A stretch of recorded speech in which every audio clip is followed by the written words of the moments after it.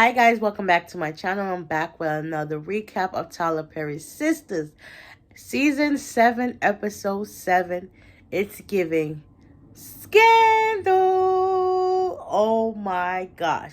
So basically, Hayden and Gary copped up that story, and Jordan got a scandal because it restarted with Hayden showing Penelope where the bathroom was, and Gary and Tamara kissing. Like, I did not even see that coming. Like, and after they kissed, he was like, "I like bad girls."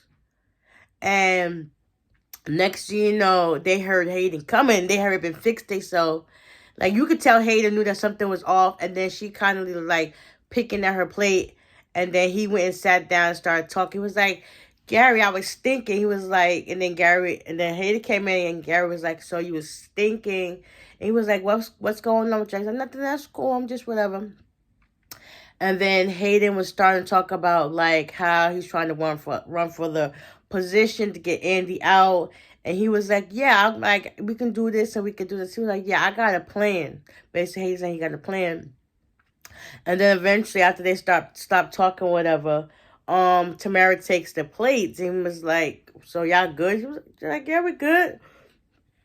Little Duke Hayden know that he about to take your girl. Like, I feel like Gary wanted to take her from the beginning. He was just thinking like, why did this dude have this girl? Like, even after finding out all the information he found out about Tamara, he's still trying to pursue this girl in any shape, form, or fashion. And did Penelope fall into the toilet or what? Cause it feel like she been gone for quite some time. Like, God, that ain't funny, but you know what? That's what happens when you're pregnant. Like, you're gonna be in there for a little bit. Like, and that's just what it is, because it's gonna take you a while to get back up.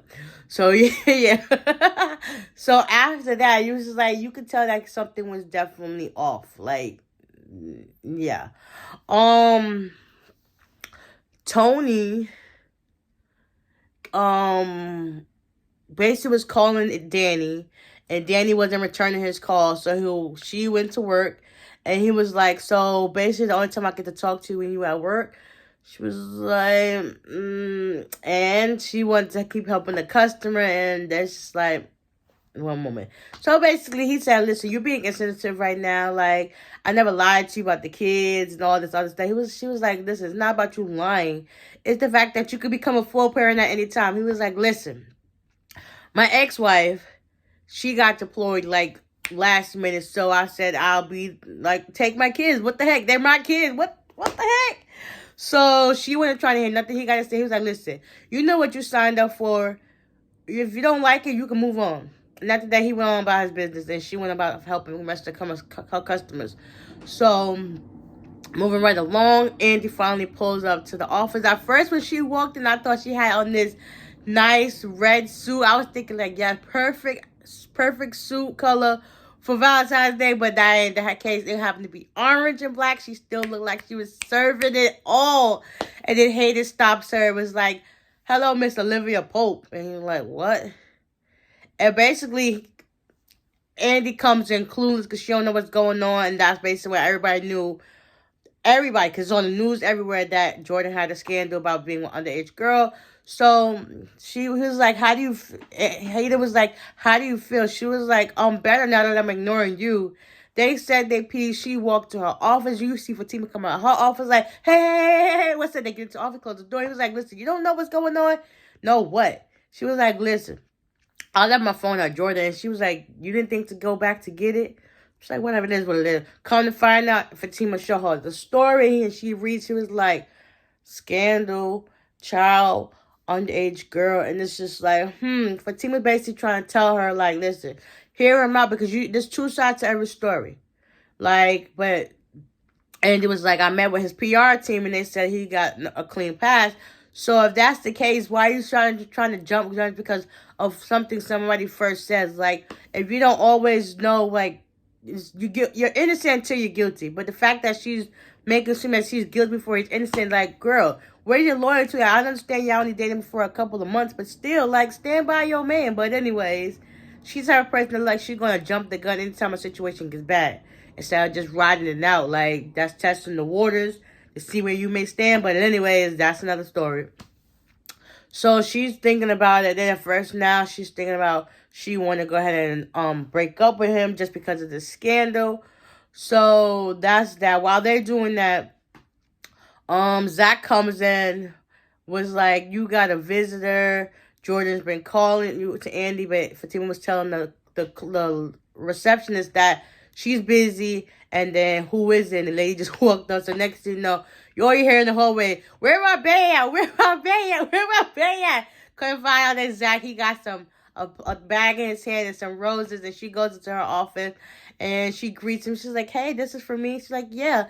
Next, you know, he pulls out her acceptance letter and he framed it. He's like, oh, you could have, like, basically, it was like she could have told him. She was like, listen, I was trying to, but you know. He was like, I'm going to be with you every step of the way. You know, it's going to be long hours and nights and stuff like that. But it is what it is. So it seems as if, even though Fatima doesn't like the fact that he always talking about children, he also is, he's very well aware of how he's probably making her feel as they keep bringing up Michael and the kids and stuff like that. So he might not say nothing to her, but he obviously sense it because that right there, what he did for her was beautiful. Like, I was like, go ahead, Zach. You be listening, even though you be trying to talk her ear off. You be listening. That was cute. They had a little moment, whatever. He was talking about, can we get some dictation for the presentation? I'm like, oh, snap. That was a nice play of words he did right there. I was like, okay, but Tia was like, she was like ready.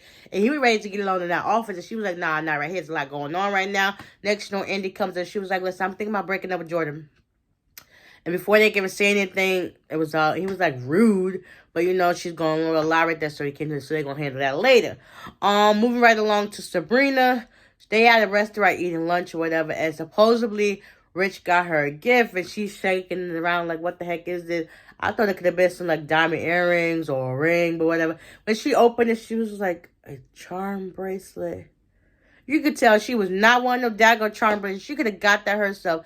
And the fact that the inscription said, with love, Rich. What the heck is that? That is no thought into that. Anybody can write that. Her mama could have wrote that. Her daggone dog could have wrote that if she had a dog. But still, with love, Rich, you could tell she didn't want that. And she tried to play it off. Nah, I'm cool, whatever. I'm just in my feelings right now. Basically, she brought up the fact that, you know, she has a fertility consultation about freezing her eggs and whatnot. And he was like, yeah, even though I know you don't want kids, but I'm going to be right here. I haven't left yet.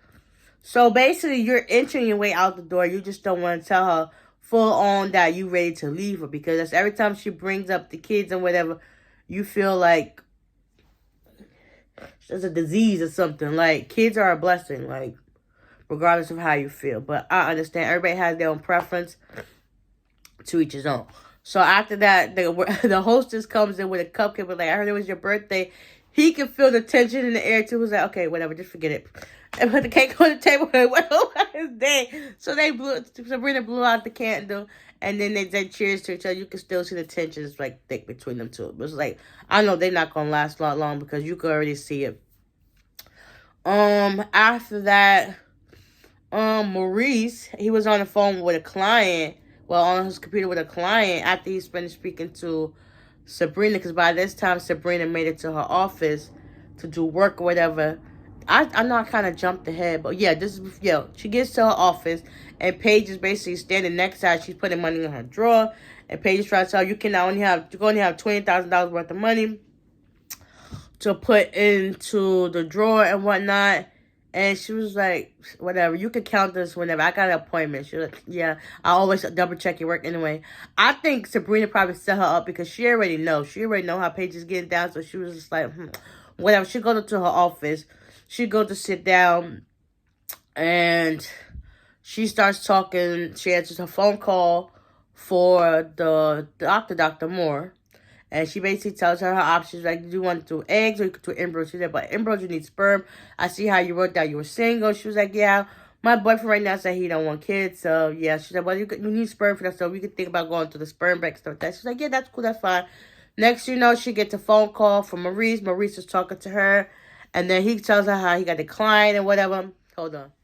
Yeah, sorry about that. So Maurice is on the phone. He says he got a client. He's going to be, doing that. Then he's also talking about how he got a date with Grayson and whatever. She's like, yeah. Then he's like, this, I got to call you back. Click.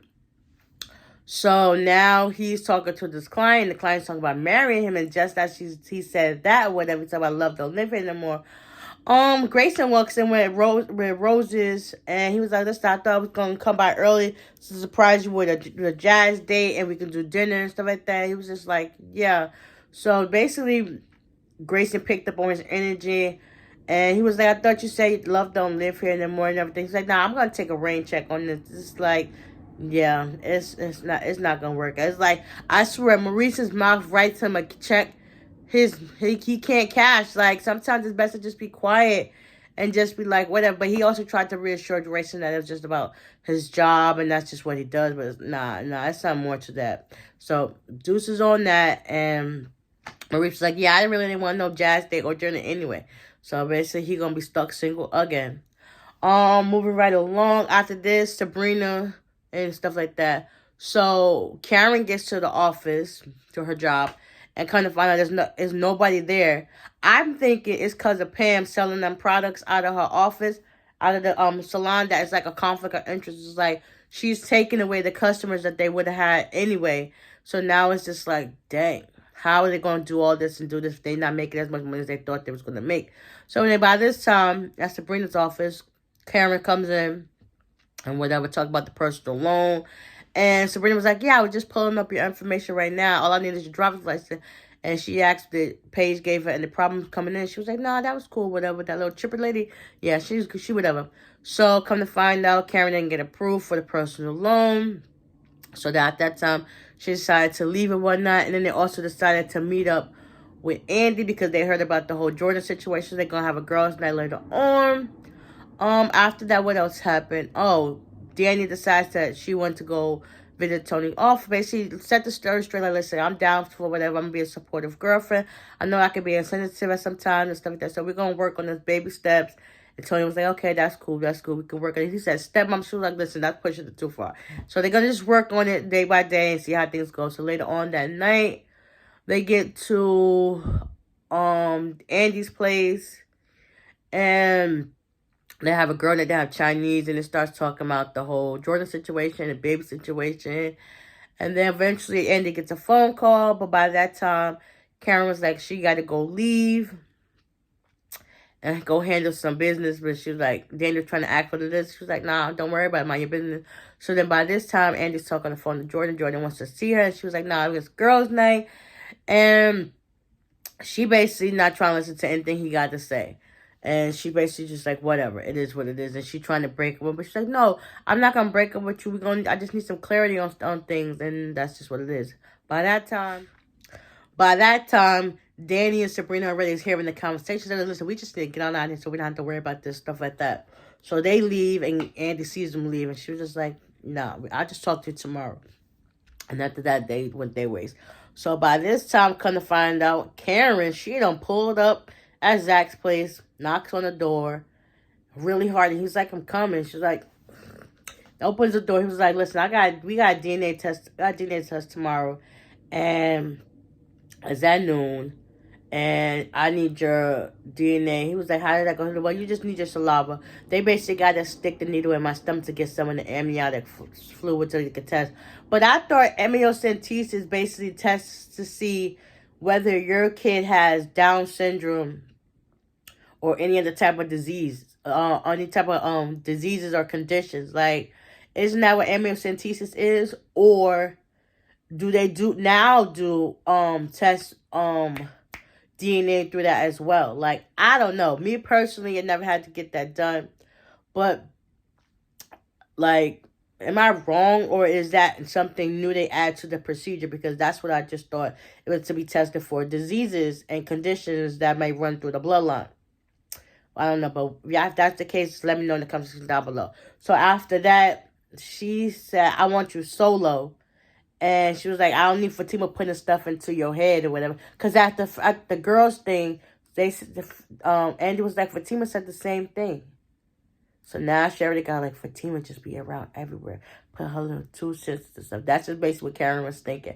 So at that time, not Karen, Fatima walks in like, I heard my name being called. Like, for real. I would walk up to her too, like, and she was like, listen, I need you solo. I don't need you there. My appointment ruined and stuff. And that's just what it is. And she was like, yeah, no bitches. And Fatima was like, yeah, I got your bitch already. Like, girl, stop testing me. Like, and then Zach was like, goodbye, Karen. Have a good night, Karen. And she's like, and all Zach said was, I know. Like, yeah, this chick is doing to my friend. You come up to my place where I sleep, my resident at night with this bull crap. You could have just called me. Like, I'm with Zach when it's like, you could have just called me and told me what was up. Like, you doing too much. Like, girl, take your little pregnant self home, relax, and send a text or something. Like, you doing too much. You want to cause a scene. But we gonna see. We gonna see. At the end, it supposedly shows that she's pregnant with twins. So it might be a revelation that when they tested for DNA, at that point when it said Aaron's not the father, he probably wasn't the father till that first baby they tested. Because that first, they probably didn't see that one. Because you know sometimes babies hide than the other on. So it could have been sitting underneath and they only picked up as one. So now it could be as if she's pregnant by Zach by one baby, and then Aaron's pregnant is the other baby. Like, it happened. There was a case like that on Maury, I believe. It was 2 babies, and the father wasn't pregnant. The lady that was pregnant by the guy, he wasn't pregnant to one of the babies, but he was pregnant to the other. So in this case, I think that's a situation where I think 2 eggs split from 1 egg, and whatever that weird combination is called. I know it's not fraternal twins, it might be, but whatever the case may be, she got two eggs fertilized by two different sperms. So that's how that case is, and we gonna see. I don't know why the writers wrote this in like this. Like, we was trying to get off of the whole Zach train and let it just be Aaron and somebody else's, but we gonna see. We definitely gonna see. So this was this whole episode in a nutshell. Oh, yeah, and I also forgot to tell you how Tamara is now fantasizing every time she get in contact with Hayden that she's doing Gary. Like, that little kid's really got her turned. Like, you really gonna come in here and try to take your man's girl? Like, I hope Hayden finds out that what Gary is doing is sneaky, and also set Tamara straight. Like, how you know this stuff is going on? You should be like, babe, you know Gary tried to kiss me. Like, been honest and got that off your plate. Because then if he asks, she probably gonna be like, no. And he's like, dang, he already don't trust her. Listening to Gary and stuff like that. But then Tamara was also like, do you really trust Gary? Like, you should have just came clean with that and just let that get off your plate. But anyways, we're gonna see what the rest go down with the next week's episode. Whew, because it's about to be something drama-filled. Because this episode wasn't really too, like, appealing, I mean, other than the Jordan scandal and then Tamara and Gary kissing. That's just about what it is. Okay, so with that being said, I hope you guys enjoyed this recap. Y'all stay tuned for next week's episode. I got y'all. And I'll see y'all in the next one. Bye.